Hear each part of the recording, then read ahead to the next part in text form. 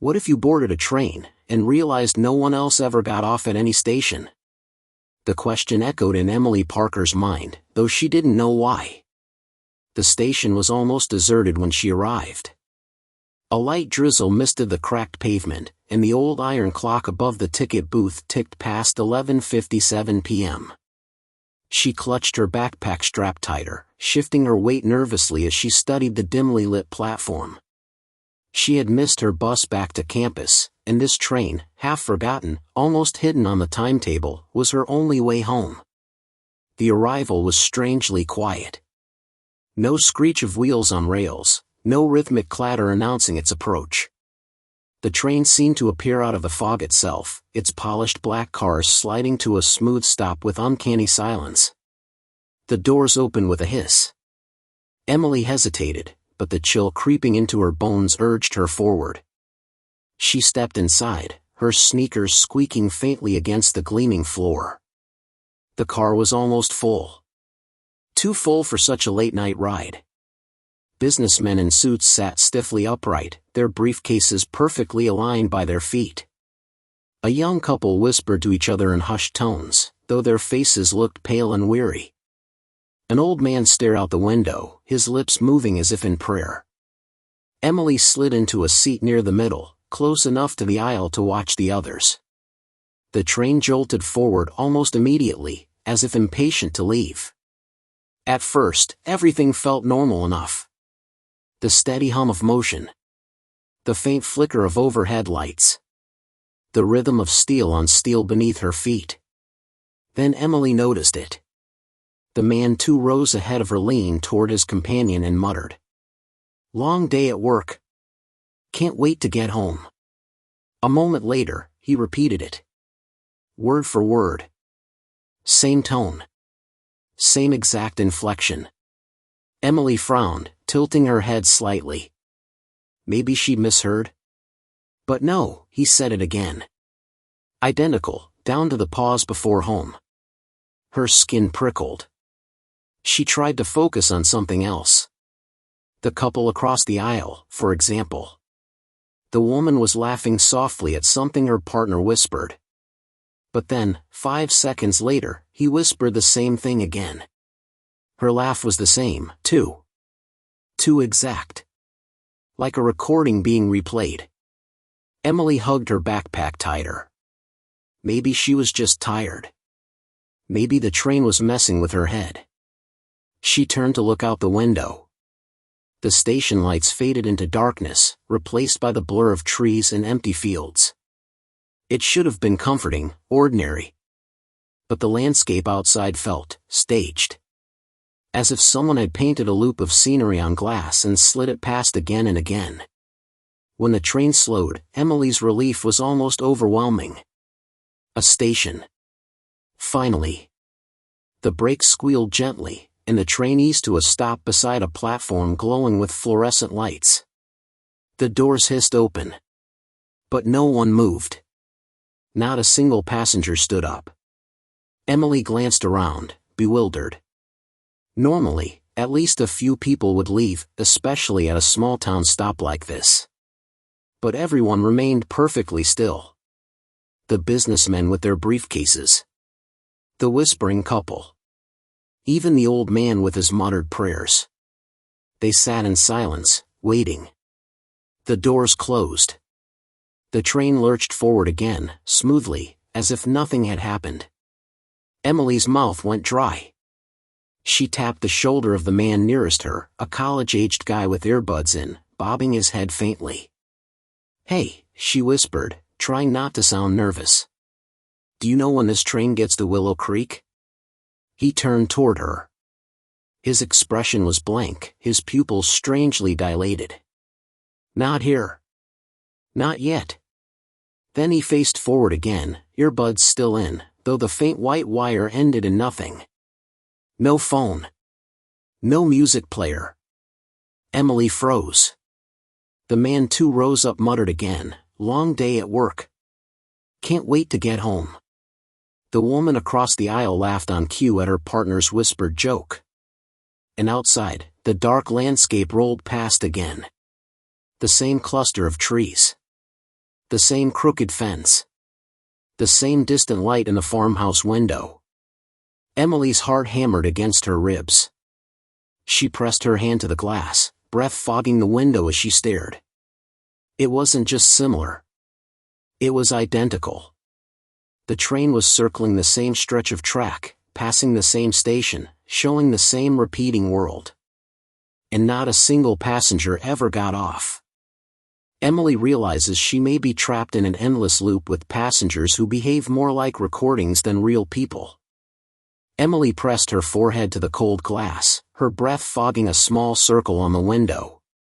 The world outside passed by in flawless repetition: crooked fence, cluster of trees, farmhouse light. Then blackness. Then the crooked fence again. Her stomach twisted.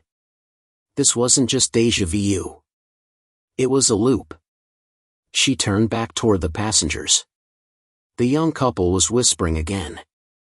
The exact same exchange. Same smile, same laugh. Even the tilt of their heads mirrored the moment before. Emily stared so hard she felt like her eyes might dry out, waiting for something, anything, to change. It didn't. Her pulse raced. She needed to get out. When the train slowed again, she felt a sudden rush of hope. Another station. Another chance. The fluorescent platform slid into view, looking exactly the same as before. A handful of people stood outside as though waiting for the train, their faces hazy in the harsh light. Emily tensed, ready to jump up the second the doors opened. But then the strangest thing happened. The people on the platform never moved. Not a shuffle. Not a breath. They just stood there, frozen in perfect stillness, like mannequins propped up in the night. The doors hissed open. A pause. Then closed again. No one left. No one entered. The train jolted forward, back into its endless motion. Emily's chest tightened. Panic clawed at her throat. She stood, clutching the metal pole by her seat for balance. "Hello," she called out, her voice cracking in the eerie stillness. No one answered. The businessman too rose up, muttered his line again: "Long day at work. Can't wait to get home." Something inside her snapped. She stormed up the aisle and shook his shoulder. "Hey! What's going on? Why don't you get off?" His head turned toward her slowly, unnaturally, as though on a stiff hinge. His lips parted. But instead of words, a flat mechanical hum spilled from his throat. Emily stumbled back, horrified. His mouth was moving, but the sound was wrong. Too flat. Too hollow. Like a recording stuck on repeat. "Excuse me." Emily whirled. The boy with the earbuds was standing now, right behind her. He was taller than she'd realized, his face pale in the dim fluorescent glow. His eyes locked on hers with a strange, glassy intensity. "You shouldn't do that," he said quietly. His voice was low, but unlike the others, it was real. Alive. Emily's heart lurched. You can talk?" He nodded once, slowly. "Where does this train go?" she demanded, desperate. His lips curved into something that wasn't quite a smile. "It doesn't." "What do you mean it doesn't?" He leaned closer, and for the first time, Emily noticed that his earbuds weren't connected to anything. No music player. No wire trailing down into his pocket. Just two loose ends hanging against his hoodie. He whispered, "We never get off." Emily's blood ran cold. The boy straightened, his eyes flicking toward the rest of the car. Everyone else sat rigid, repeating their lines, staring into nothing. "They're not real," he said softly. "Not anymore." Emily swallowed hard. "Then what are they?" He looked at her for a long, unsettling moment, as if deciding whether she deserved the truth. Finally, he whispered, "Passengers. Just passengers." Before she could press him further, the lights flickered overhead. The train shuddered. The car plunged into sudden, complete darkness. Emily gasped, clutching the nearest seat. The hum of the train roared in her ears, louder than before, like the grinding of ancient machinery deep underground. And then, from the blackness, dozens of voices whispered in unison, low, echoing, impossible to trace. Stay seated. Don't leave. Stay seated. Don't leave. Emily's hands trembled. She tried to speak, but her voice caught in her throat. The boy's hand brushed her arm in the dark. Don't answer them, he hissed. The lights flickered back on. Everything looked normal again. The passengers sat quietly in their seats, repeating their little lines. The businessman muttered his sentence. The couple whispered and laughed. The old man prayed. But Emily couldn't unhear it, the chant, the voices rising from the darkness itself. Stay seated. Don't leave. Emily realizes the passengers are not alive, just endless recordings, and something far darker is commanding them to stay seated. The boy is the only other real one, or at least he seems to be.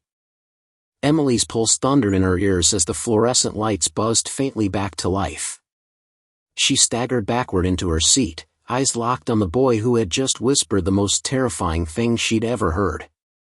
We never get off. Her throat tightened. What do you mean? She whispered. He slid into the seat across from her, leaning forward like a conspirator. His hoodie shadowed most of his face, but his eyes gleamed with unsettling clarity. The train doesn't stop. Not really. Not in the way you think. Emily shook her head. I saw the stations. I saw people on the platforms. He cut her off, voice sharp. No. You saw reflections. Recycled images. Just like them. He flicked his chin toward the other passengers. Emily followed his gaze. The young couple leaned toward each other, whispering, smiling, laughing, again. Exactly the same as before. The businessman muttered his line like an incantation. The old man's lips moved in a prayer that had no end. Her skin crawled. They're echoes, the boy said. They've been here so long they've worn grooves into the world. Now they just replay. Emily's stomach dropped. That's not possible. This is just some prank. Or a nightmare. The boy's eyes narrowed, almost pitying. Then wake up. The silence that followed was suffocating. Emily forced herself to breathe. If they're echoes, why aren't you one of them? Why am I not one of them? Something dark flickered across his face. Because we're new. The way he said it made her shiver. He leaned closer, his voice dropping into a rasp. There are rules on this train. If you want to survive, you need to follow them. Emily clutched the strap of her backpack so tightly her knuckles went white. Rules? He nodded. Rule 1, don't talk to the echoes. They can't answer you, but if you keep trying, sometimes, he trailed off, his expression hardening. Sometimes something else answers instead. Emily's throat went dry. She remembered the businessman's mouth opening, that hollow, mechanical hum pouring out instead of words. Rule 2, he continued. Never look too long out the windows. Her heart stuttered. Why not? His voice dropped even lower. Because eventually, something looks back. A chill swept through her. She turned instinctively toward the dark glass beside her but stopped herself at the last second. Her own faint reflection hovered there, pale and wide-eyed. Nothing else. Yet. Rule 3, he whispered, and this is the most important one, never, ever try to leave the train. Emily's stomach dropped. But we have to leave. There's no food, no water. We'll die. The boy's lips pressed into a thin line. People don't die here. Her breath caught. What do you mean? They change. The words hung in the air like a death sentence. Emily's skin prickled. She wanted to scream, to claw her way out, to do anything but sit here and listen to this impossible nightmare. But a deeper, more primitive part of her brain told her he wasn't lying. "Why me?" she whispered. "Why this train? Why now?" He studied her, silent for a long moment. Finally, he said, "Because you got on." The simplicity of the answer made her want to laugh and cry all at once. Before she could respond, the lights flickered again. The train gave a violent lurch, throwing her against the seat. The other passengers didn't flinch, they kept repeating their lines as though nothing had happened. But the boy's face had gone pale. "No, no, no," he muttered, gripping the edge of the table between them. "It's too soon." Emily's heart hammered. "What's too soon?" He didn't answer. His eyes darted to the far end of the car. Emily followed his gaze, and froze. The doors at the end of the car were sliding open. No station. No platform.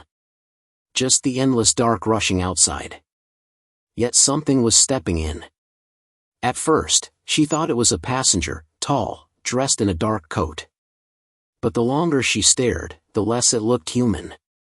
Its proportions were wrong, arms too long, head tilted at an impossible angle, legs bending like they weren't built for walking in this world.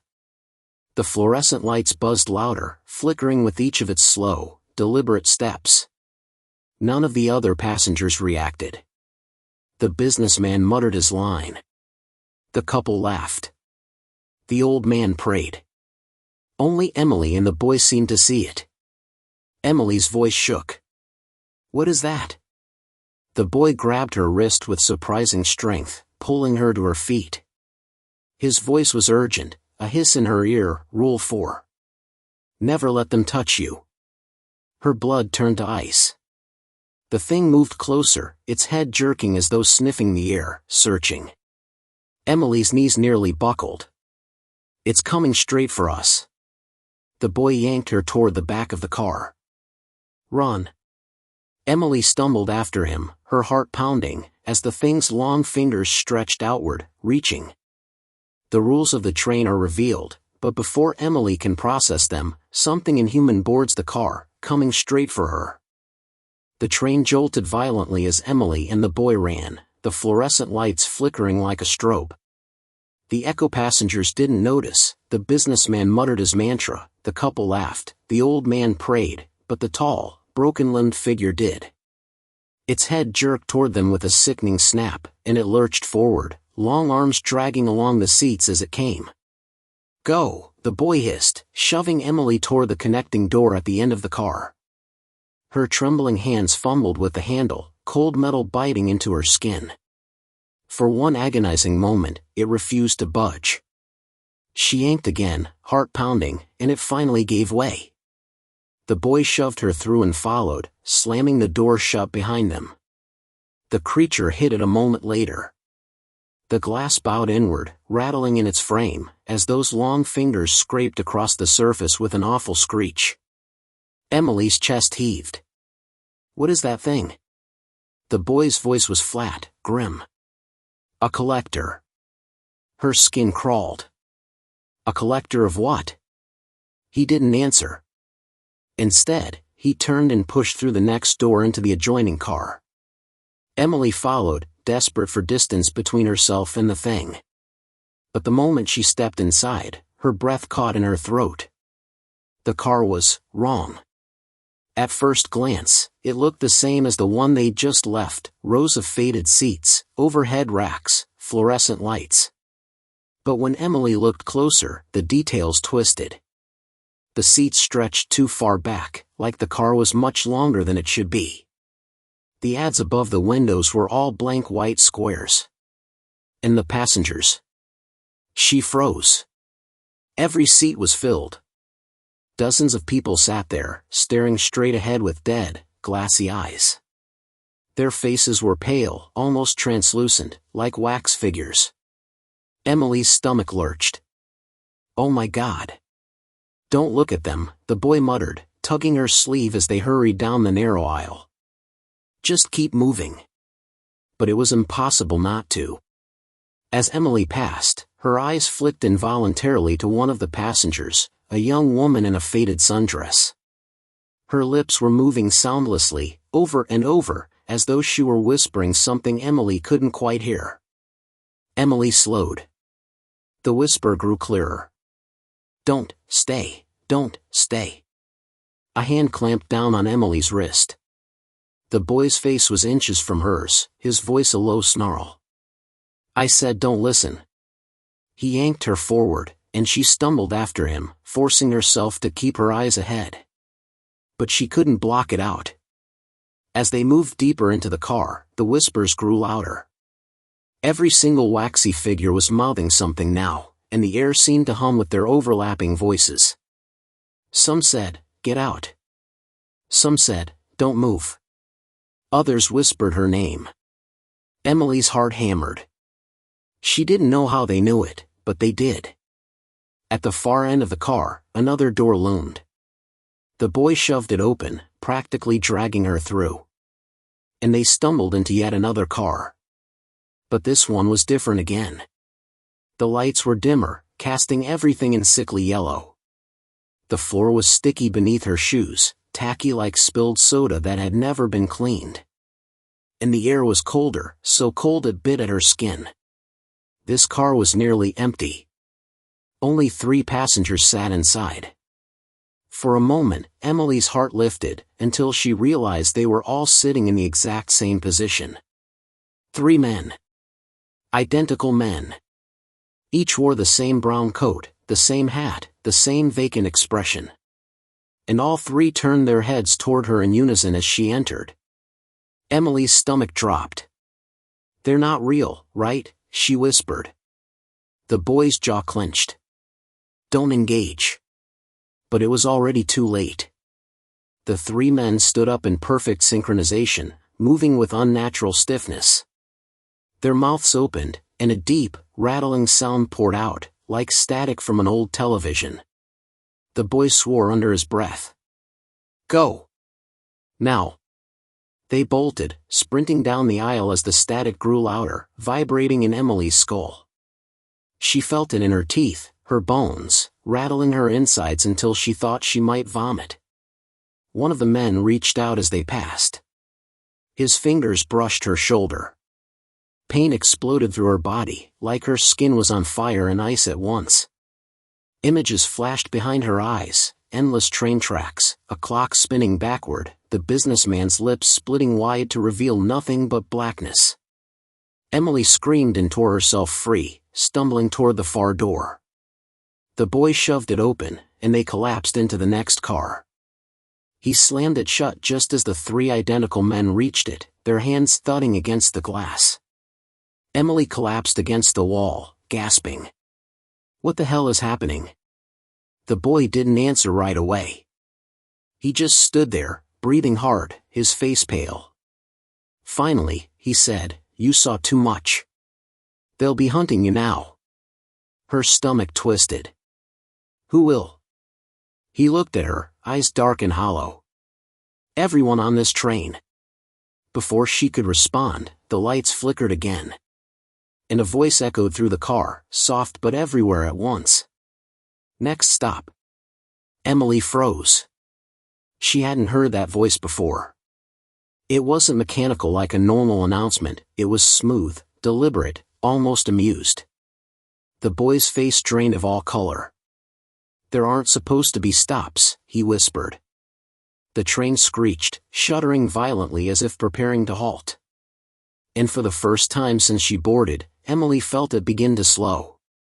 Emily and the boy escape through cars that grow increasingly bizarre, but just as they realize she's being hunted, a new announcement declares a stop, something that shouldn't exist.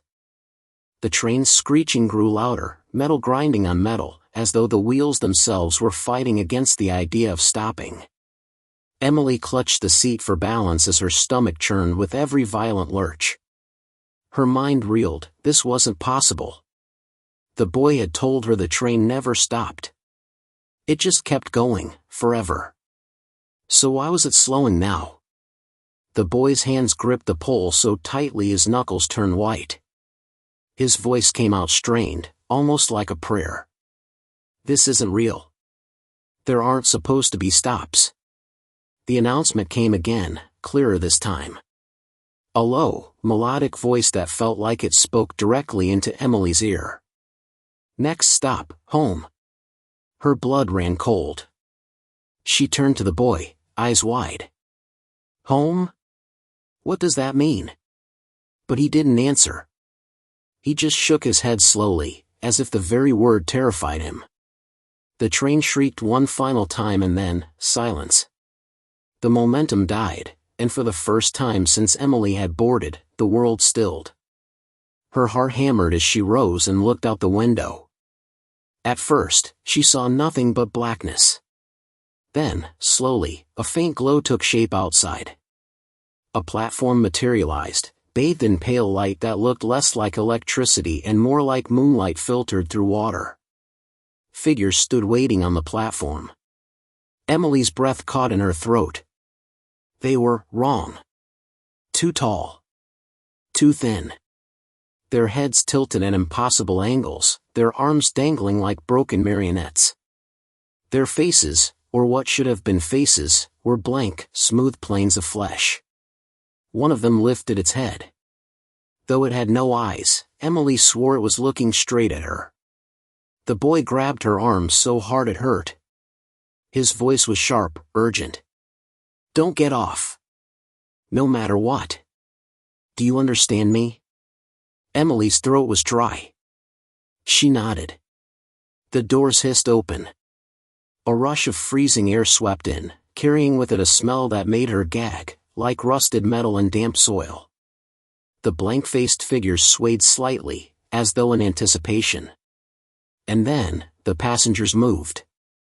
For the first time since she boarded, the echo people stirred from their endless loops. The businessman closed his briefcase and stood. The couple rose hand in hand. The old man stopped praying and shuffled toward the door. They filed off the train one by one, stepping into the pale light, where the tall figures waited. Emily's pulse quickened. She couldn't look away. The businessman walked straight into the arms of one of the faceless things. Its long fingers wrapped around him gently, almost lovingly, before pulling him into its chest. There was no scream. No struggle. The man simply sank into the creature's flesh like it was quicksand, until there was nothing left of him. Emily slapped a hand over her mouth to keep from crying out. The boy's grip on her arm tightened. This is what they do. They lure people off. Don't move. The couple went next, their laughter echoing faintly as they vanished into the faceless things. Then the old man. One after another, passengers poured out, each one swallowed without resistance. Emily's legs shook. Why don't they fight? Why don't they? Because they think they're home, the boy whispered. That's the trick. It looks different to each of them. Her head snapped toward him. What do you mean? His jaw tightened. You'll see. As if on cue, something shifted in the air. Emily blinked, and the platform outside wasn't pale and alien anymore. It was her street. Her neighborhood. She saw her mother standing there in her familiar sweater, waving warmly. She saw her dog wagging its tail. She saw the glow of her bedroom light through the upstairs window. Her chest seized. Her throat burned. Tears stung her eyes. It was impossible, but it felt so real. Mom, she whispered, pressing a trembling hand to the glass. The boy yanked her back. It's not her. Do you hear me? That's not your mother. But her heart screamed otherwise.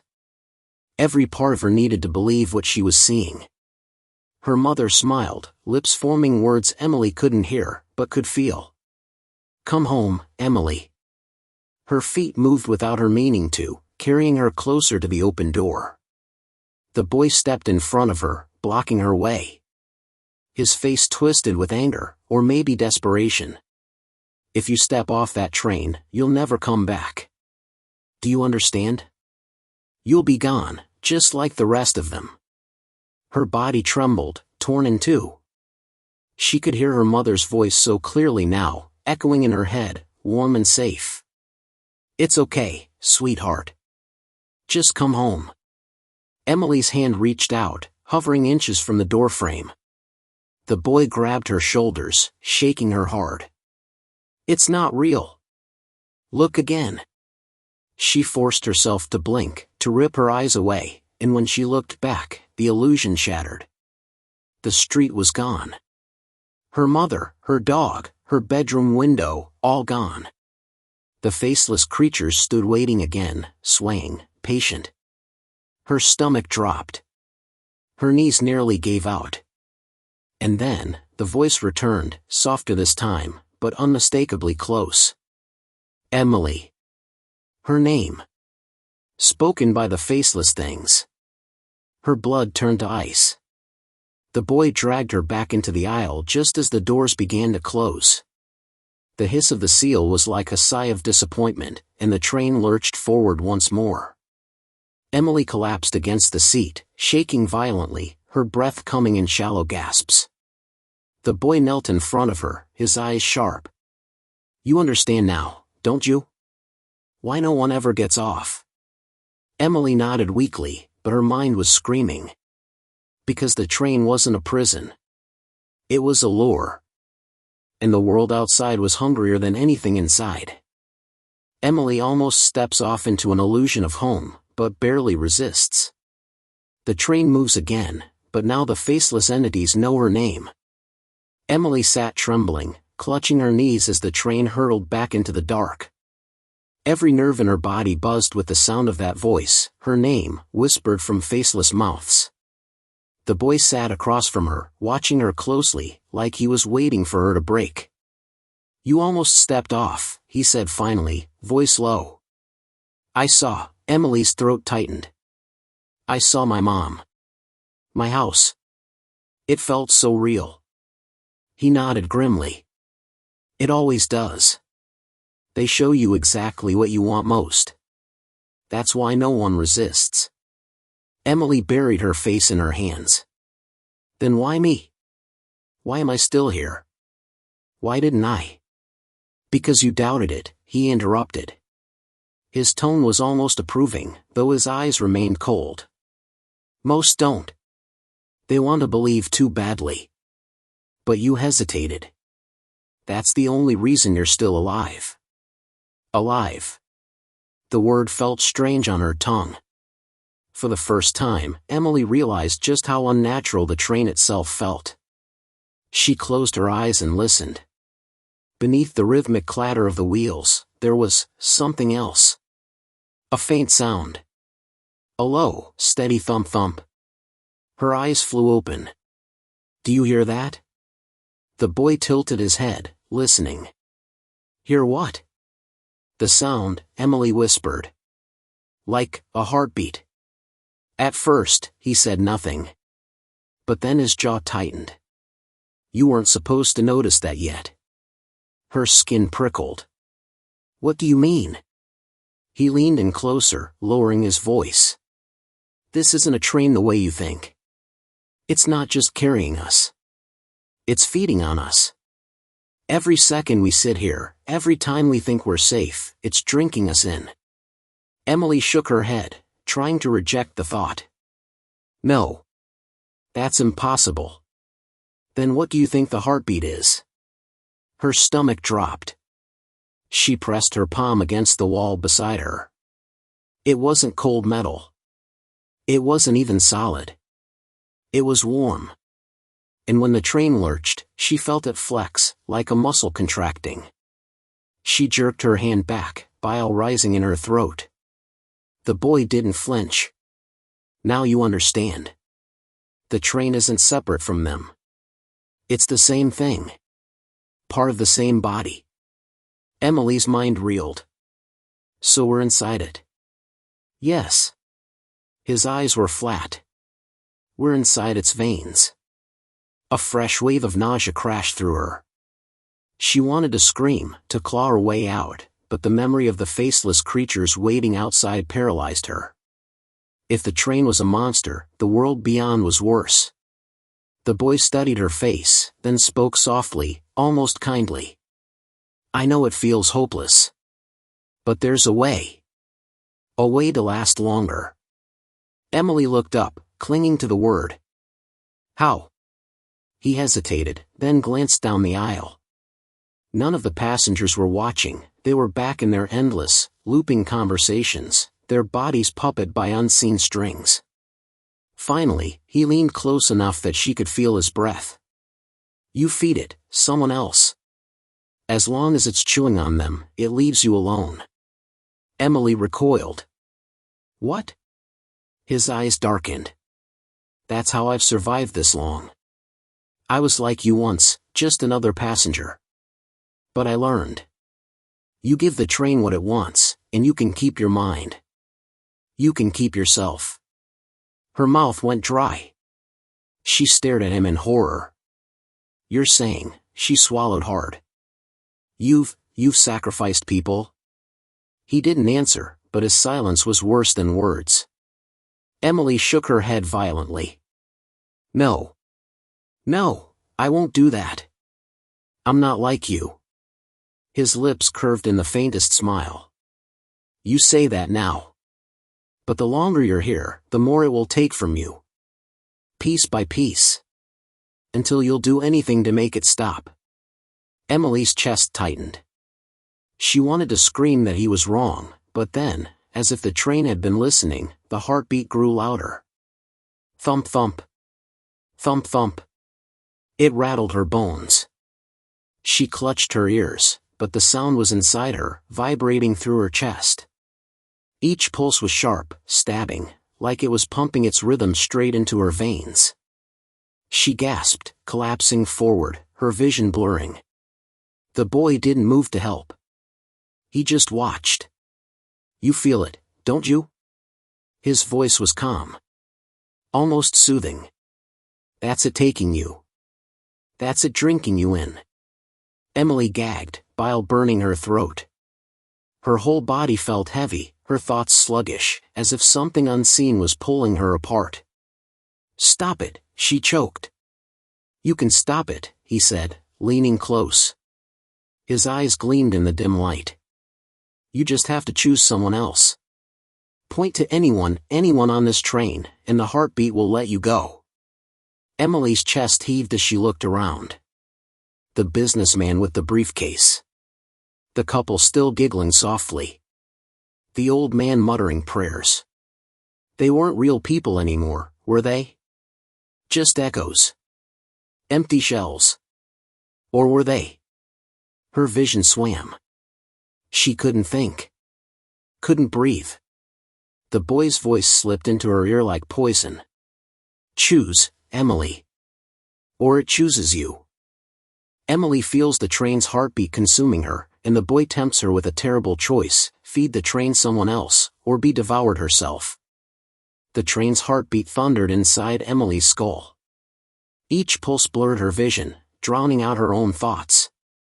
She felt herself unraveling, like threads tugged loose from a sweater, one by one. The boy's voice was the only steady thing left. Calm. Certain. Deadly. "Choose, Emily." Her gaze darted wildly across the car. The passengers sat slumped, murmuring their endless, broken conversations. Their lips moved, repeating the same words in the same rhythm, as though they didn't even breathe anymore. Were they real? Or just puppets? Her stomach twisted. The businessman stared blankly at his briefcase, whispering, "Flight at 7, flight at 7, flight at 7. The young couple laughed in the same hollow rhythm. The exact same laugh, looping endlessly, until it no longer sounded human. The old man's lips trembled around his prayer, but his eyes were glazed, cloudy. None of them reacted to the heartbeat pounding through the train. None seemed to feel what she felt. Maybe they were already gone. Maybe she wasn't condemning anyone. Her hand trembled as she lifted it. The boy's eyes lit with hunger. Yes, he breathed. That's it. Point to one of them. End the pain. Her hand hovered. She felt the heartbeat clawing at her insides, pulling harder now that she hesitated. Her ribs ached with each crushing pulse. Black spots clouded her vision. Do it, her mind whispered. Pick one. Survive. But then, the old man's eyes flicked up. Just for a second. He looked right at her. Not through her. Not past her. At her. And his lips moved, breaking his prayer loop for the first time. Don't. Emily froze. The boy's smile faltered. She blinked, heart hammering, unsure if she imagined it. But the old man's eyes didn't leave hers. They burned with something fierce, something alive. You see, the boy snapped, his calm veneer cracking. That's the trick. It'll show you anything, to make you resist. He's not real. None of them are real. Only survival is real. Emily's body shook. Her hand wavered. She couldn't think. Couldn't breathe. The old man whispered again, barely audible. Not them, him. Her gaze darted to the boy. He sat perfectly still, expression unreadable now. But his eyes, dark, bottomless pits, watched her with a predator's patience. Emily's throat constricted. Was this what the old man meant? Not to choose another passenger, but to choose the boy? Her heart screamed yes. But another part of her recoiled, because if the boy had survived this long, maybe he was right. Maybe sacrificing him would only turn the train's hunger on her. Emily, the boy said softly, his voice curling like smoke. Don't be foolish. I'm the only one keeping you alive. Without me, you won't last another mile. The heartbeat surged, shaking the windows. Emily doubled over, gasping. Blood trickled from her nose. Her body couldn't take much more. The boy leaned close, his lips brushing her ear. Point to someone else, or I'll point to you. Her whole body went cold. The heartbeat slammed again, harder this time, like the train itself was waiting for her answer. Her trembling hand rose. And this time, she pointed. The boy's eyes widened. At him. Emily defies the boy and points directly at him, but what will the train do with his offering? The moment Emily's finger leveled at him, the boy's smile cracked. For the first time, he looked uncertain. The train reacted instantly. The heartbeat that had been pounding in Emily's chest shifted. It no longer tore at her ribs, it pulsed outward, rippling through the air like a shockwave. The lights overhead flickered. The passengers fell silent, their endless loops cut short. And then, slowly, all at once, they turned their heads toward the boy. Dozens of lifeless eyes fixed on him. His jaw tightened. Emily, you don't understand what you've done. The air thickened. Emily could barely breathe. The sound of the train's wheels on the tracks grew jagged, screeching metal on metal, like the machine itself was grinding against her decision. The passengers rose to their feet. Their movements were stiff, jerky, as though pulled by invisible strings. Every one of them shuffled toward the boy, arms outstretched. Emily stumbled back, pressing herself against the seat. The boy's calm mask slipped entirely now. His eyes darted left and right, calculating. No, no, no, he muttered. His voice no longer held the eerie control it once did, it cracked, desperate. The businessman dropped his briefcase with a hollow clunk. The couple's laughter twisted into guttural moans. The old man's prayer turned into a hiss. And all of them reached for the boy. Emily wanted to look away, but she couldn't. Their hands, gray and trembling, gripped his arms, his shoulders, his hair. He thrashed, snarling like an animal. You think you've beaten it, he roared at Emily, voice guttural now. You've only fed it. Emily's breath hitched. Fed it? The passengers yanked him down onto the floor. His body convulsed as though electric currents tore through him. His scream was inhuman, shrill and layered, like dozens of voices shrieking at once. The train lurched violently, nearly throwing Emily from her seat. Sparks burst from the lights. For a second, she swore the walls of the car melted away, and she saw what lay outside. Not trees. Not stations. A black expanse, endless, with shadows twisting like smoke. Shapes moving in the void. Hungry, waiting. Then the vision snapped back. The boy was on the floor, writhing as the passengers tore at him, not with teeth or nails, but with their very touch, as if their hands drained the essence from his body. His form flickered, like a bad signal, glitching in and out of reality. Emily covered her mouth. She wanted to scream but no sound came out. His final words tore through the car, ragged and broken. "If you think this train will let you off, you're already dead." And then, he was gone. The passengers collapsed in unison, like puppets whose strings had been cut. The businessman slumped over his briefcase. The couple leaned against each other, silent.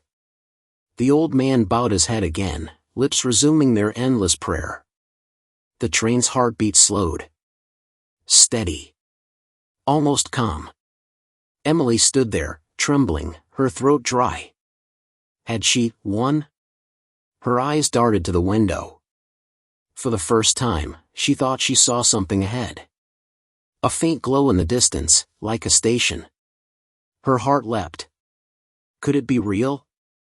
She gripped the pole, waiting, praying, as the glow grew brighter. The train slowed, brakes screeching. For the first time since she boarded, it was stopping. Her knees buckled with relief.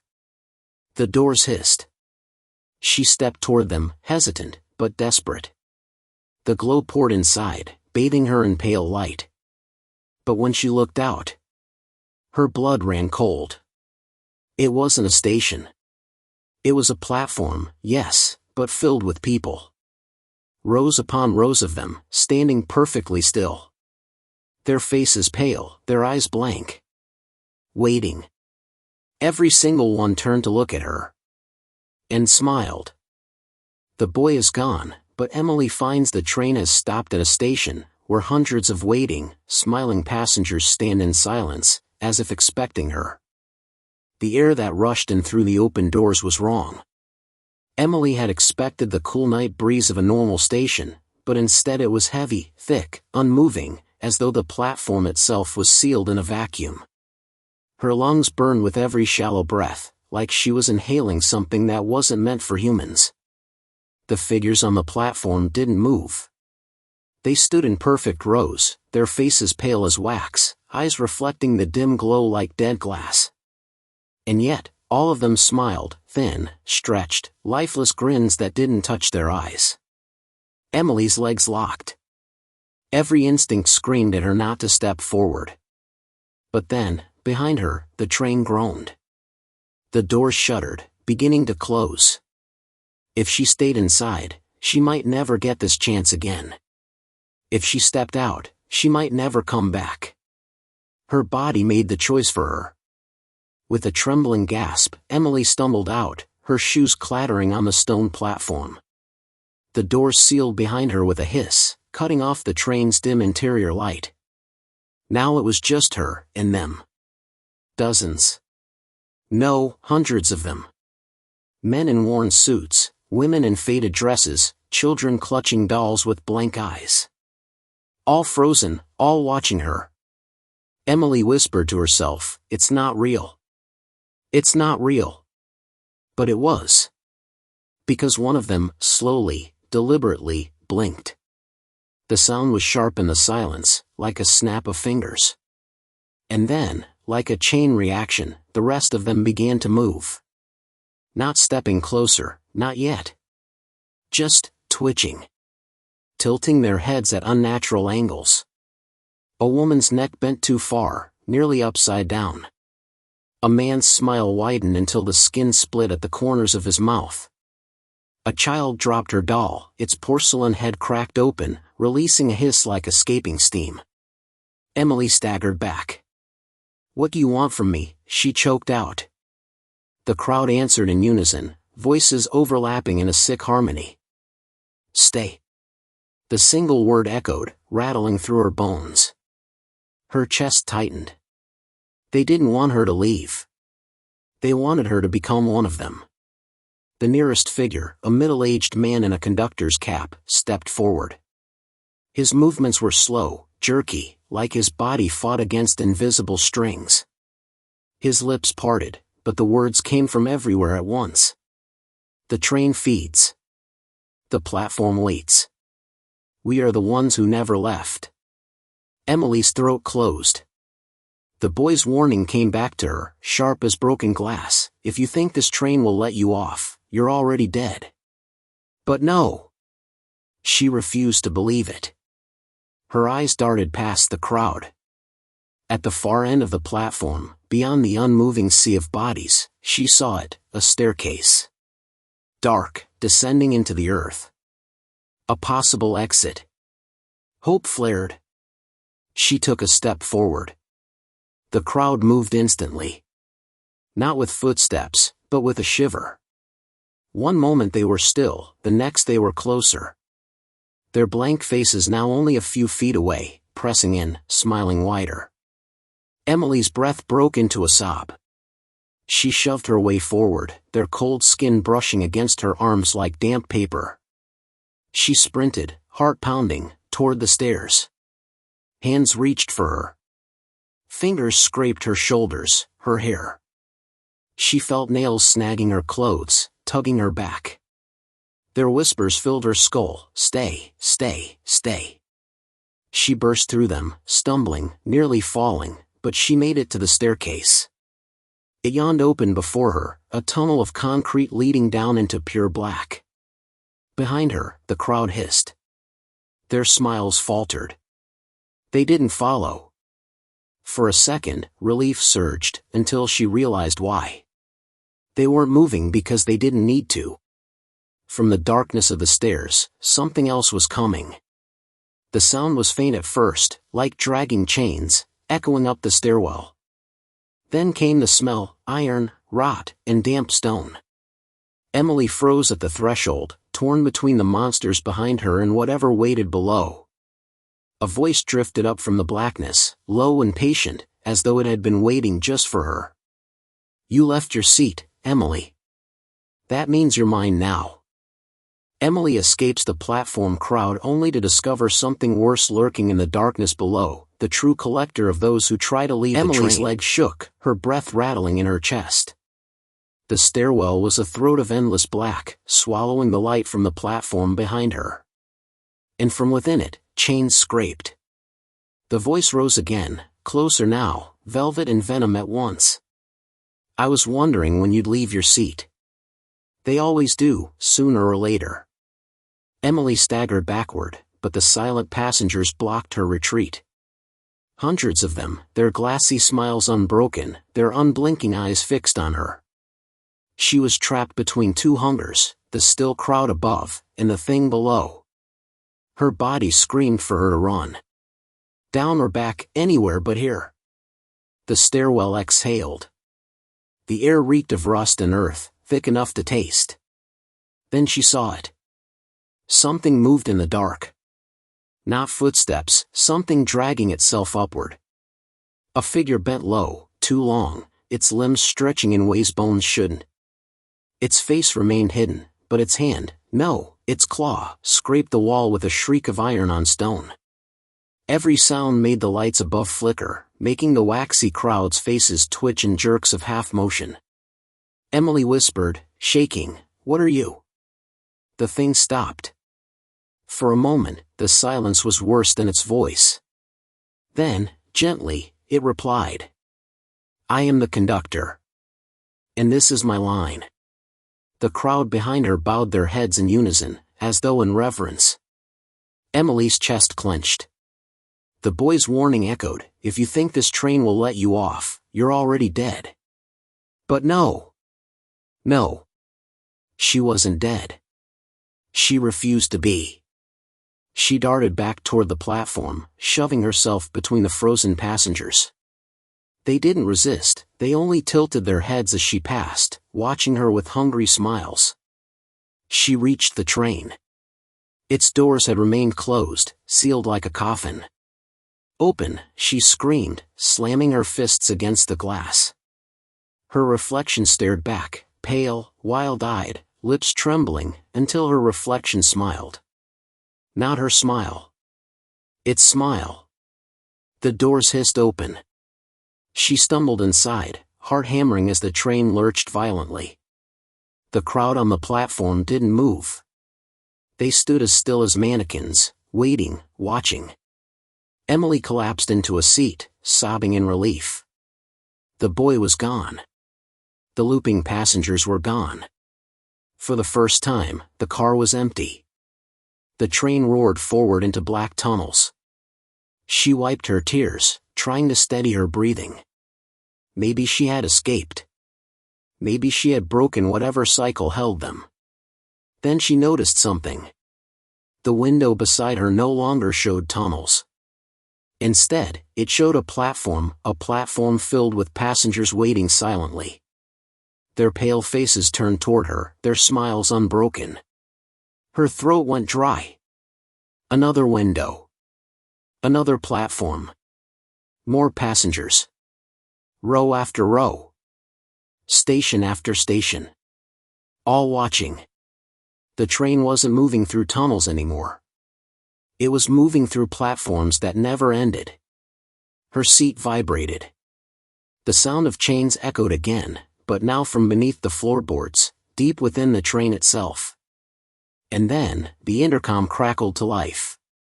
A calm, measured voice, cold and final, spoke. "Attention passengers, please remain seated. The train does not stop. The train never stops." Emily gripped the seat so tightly her knuckles bled. In the reflection of the window, she wasn't alone anymore. Her reflection wasn't crying, wasn't panicking, it was smiling. The same stretched, lifeless smile as the others. And slowly, as the train rattled on into eternity, Emily realized the truth. She hadn't escaped. She had taken her seat. And now, she was one of the passengers who never get off. The escape was an illusion. The conductor ensured she would end up back in the cycle, because once you step aboard, the train never really lets you go.